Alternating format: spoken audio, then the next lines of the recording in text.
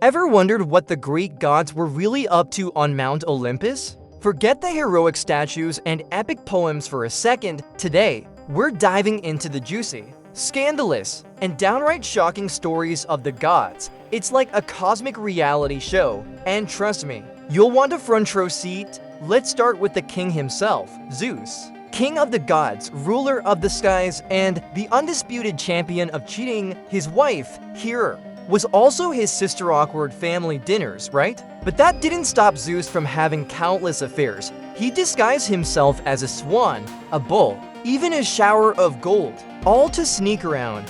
One of his most famous affairs was with a mortal woman named Alcmene. He disguised himself as her husband, who was away at war, and spent the night with her. The result of that little trick, the legendary hero Hercules. You can imagine Hera wasn't exactly thrilled. Her jealousy was famous, and she often took her anger out not on Zeus, but on his lovers and their children.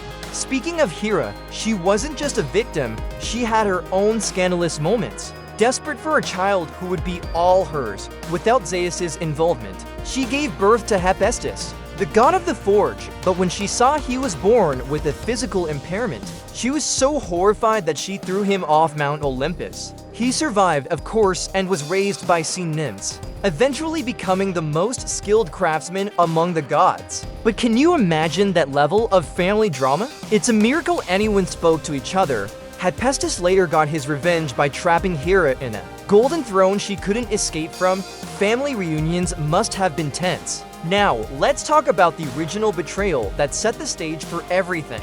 Before Zeus, his father Cronus ruled the cosmos. But there was a prophecy that one of his children would overthrow him, just as he had overthrown his own father, Uranus. So what did Cronus do? The logical thing, of course. He swallowed each of his children as soon as they were born.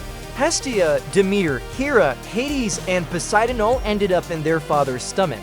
But his wife, Rhea, managed to save the youngest, Zeus, by tricking Cronus into swallowing a rock wrapped in a blanket instead. Zeus grew up in secret, and when he was old enough, he returned to face his father.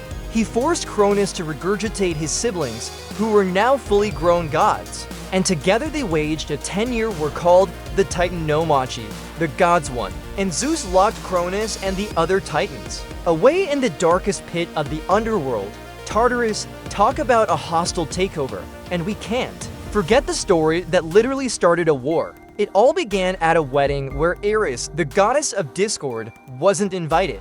To stir up trouble, she tossed a golden apple into the party, inscribed with the words for the fairest. Three goddesses, Hera, Athena, and Aphrodite, all claimed it. Zeus, wanting nothing to do with this mess, appointed a mortal prince, Paris of Troy, to be the judge. Each goddess offered him a bribe. Hera offered him power, Athena offered wisdom and victory in battle, but Aphrodite offered him the most beautiful mortal woman in the world, Helen of Sparta.